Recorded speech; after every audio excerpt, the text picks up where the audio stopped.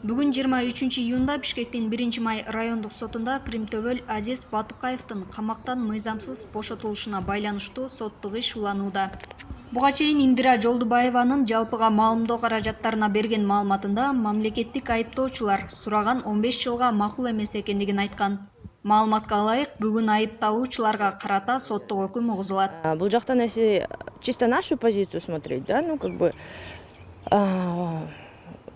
я уже некоторым журналистам дала последнее слово Индире Разбаевне. Там тоже конкретно все расписано, в прениях все расписано. До этого, как и я отмечала в части того, что свидетели, кто является свидетелями.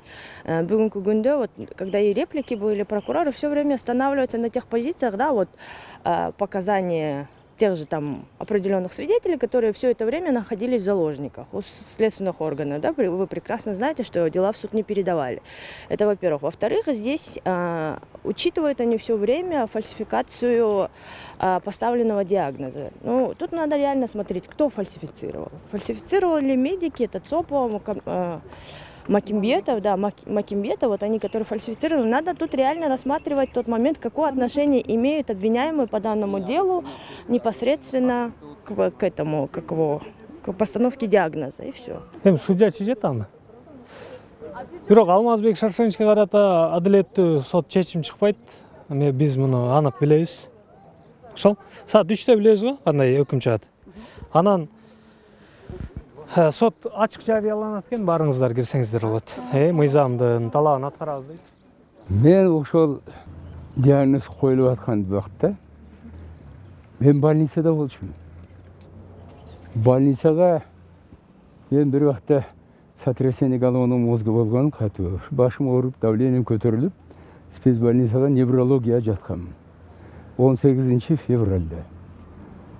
Бул маселе, мына диагноз коюлган 27-28 февраль и 1 мартта уже коюлган. Мен больницага кетип атканда өзүмдүн ордума мени орун басарым профессор Макимбетовду исполняющий обязанность кылып приказ менен өткөрүп кеткенмин. Бул дегени бүт бардык маселе, эмне маселе ошол борбордо болсо, гематология борборунда бардыгына ал жооп бериш керек.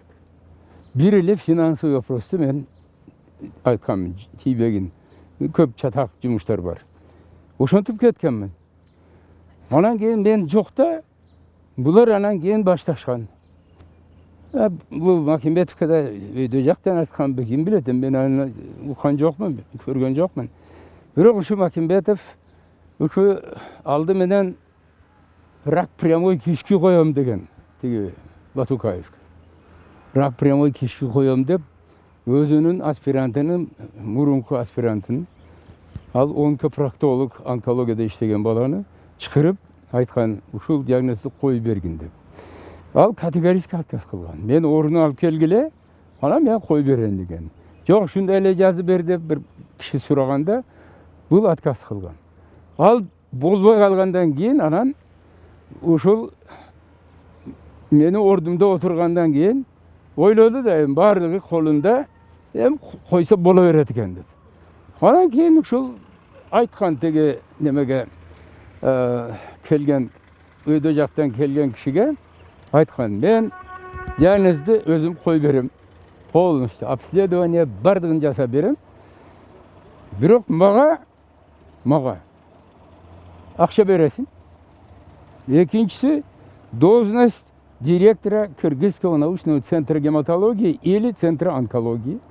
И үчүнчүсү айткан, сен ушу Райымжановго айтып кой, ал мага звонок менен мага указание берсин. Ушул жумушту кыл деп указание берсин деп сураптырмыш. Эми ошол киши келгенде биз сурадык да. Жок деп, менин адвокатым был аял суроо берди да. Вы обращались к Райымжанову? Я Райымжанова в жизни не видел. Как я мог к нему с каким-то вопросом обращаться деп ошол айтты. Мына сөздүн калпы сразу чыкты.